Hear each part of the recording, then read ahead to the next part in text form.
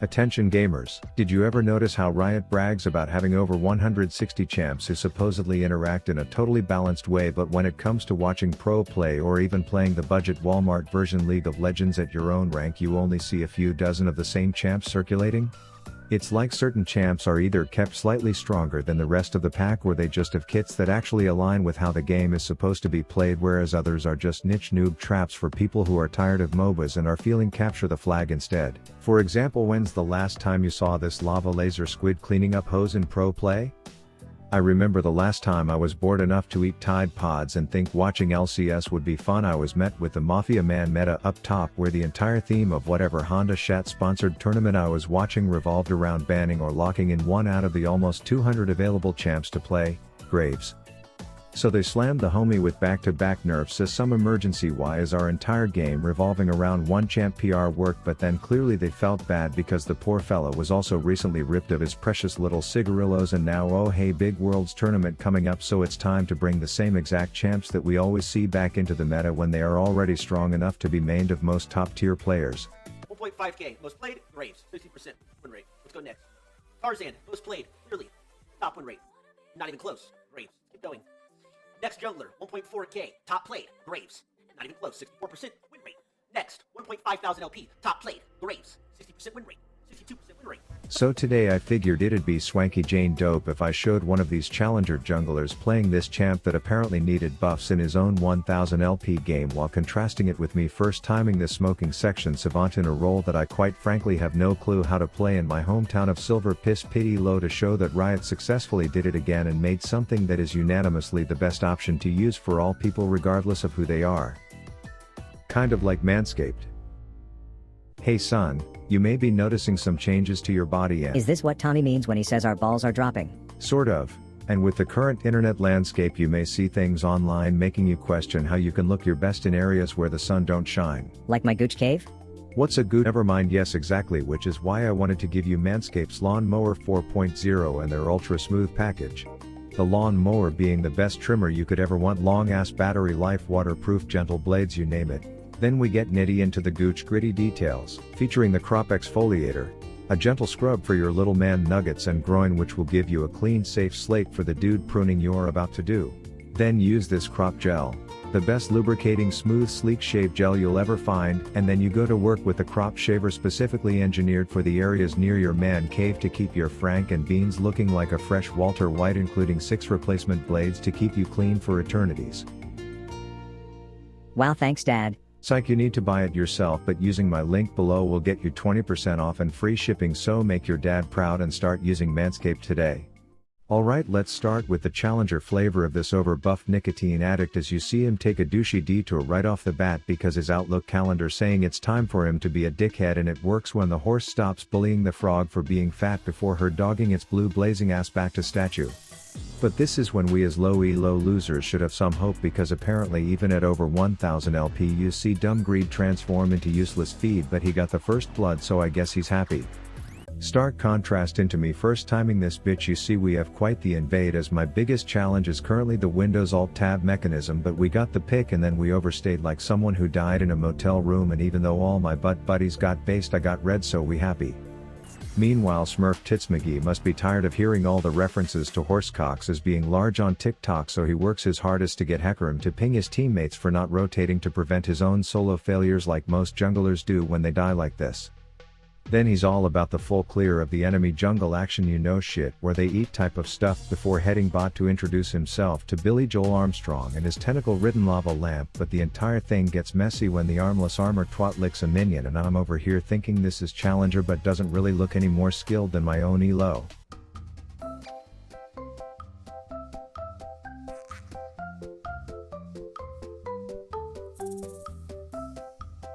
Anyways, the little roaming Roman soldier is now rocking the buddy system with this ganking gangsta as he goes straight to the floating calamari for his starter, while letting his own midget mummy cry his way back to base before bouncing Britney Spears shows up to curb the ego on that emo. And I'm not sure if his bot lane was laying down little cans of chewing tobacco on the ground to air Bud bait his ass in for the camp or what, but it was sure as hell working, as that walking Halo 2 weapons arsenal didn't stand a chance at getting away with cold-blooded murder, and once he was done there he would be back to remind Chain Bang Velcos that his champ isn't played in almost every pro match. But he's afraid of getting cancelled for having an apparent bot lane bias, and it's 2022, so only a matter of time before that too is considered a form of racism, so he heads north to introduce himself to Mommy Long Legs, the violent ex-volleyball protege who chose parkour over playing in college. Such a shame, but doesn't matter cause she's dead now anyway, she was violently murdered. But I guess this racist isn't reforming today, so he comes in saying call me Flanky Frankie and someone for the love of God give me a fucking blunt, but instead they just make him jump and I'm like damn he's screwed, but he's like no I'm Graves and team racism against bot laners takes home the win on this one I guess. Finally back to some actual good gameplay. As you see, my own red buff heist was wildly successful before cosplaying as the racist Flanky Frankie myself, as I devote my undivided attention towards the walking soccer field whose bark has him quite beefy, but also because I saw Obama fire a few rounds into that Buccaneers b-hole instead, which long story short resulted in us having a little marksman meeting amongst ourselves down here. But as I was leaving I saw the other two having a heated discussion on whether to send the little red robe babies to private school, and it looks like Lucian might have won that argument. Anyways, I head straight back because that fat Fern and his football is life bullshit is pissing me off, so I tell our support to assist me in ignoring who should be the focus target, because I'm recruiting members to the anti-environmental club so that they can hopefully one day steal my fucking kills. Then I'm just slapping around a scuttle crab killing time when Man Bear Pig comes in all hot and bothered, and I'm like bro you're a ram not a turtle, what do you care? But this is when I launch my big brain 9000 IQ evil plan. To sit and wait for that shitter to think it's safe to kill Gromp, then lose the smite battle but kill his ass anyways. Back to Bobby Butt Plug in his elo inflated rank as he comes over in response to a domestic dispute where Camille is unhappy about her Tinder match being shorter than her despite what his profile says, so there's a little bit of homicide to clean up as a result, you know, normal Tuesday, but the side plot here is more juicy than the main one. Call this fight Better Call Saul as a midget mummy with no arms but a full Roman soldier's garb is fucking pissed off at a horse who has caught himself on fire, and the dispute is getting out of hand until it's time for Challenger Charlie to load a big boy into the hand cannon to euthanize the beast. He now has that purple glowing goo on his hands, which means there's a mammoth crab in his trousers, and I'm thinking he's gonna drop that shitter off to nose tackle a few statues mid, but he has more important things to do, like make sure all people who play Akali know their place in this world before casually 1v2 bullying the dead host friends. This leaves him one bard's fart from death, and this is when you can see that Graves players just know their champ is busty nuts broken when he goes against everything I've been taught by looking a horse in the mouth, one with significantly more health than him and still coming out on top with ease. Meanwhile in my game I have a top laner who claims he can put enemies on leashes and drag them around if I come up, and I'm a sucker for a good party trick, so I do just that only for him to be like shit no I'm not ready yet, so we end up getting in an awkward extended fuck fest where I just managed to keep my camera under control long enough to get the kill.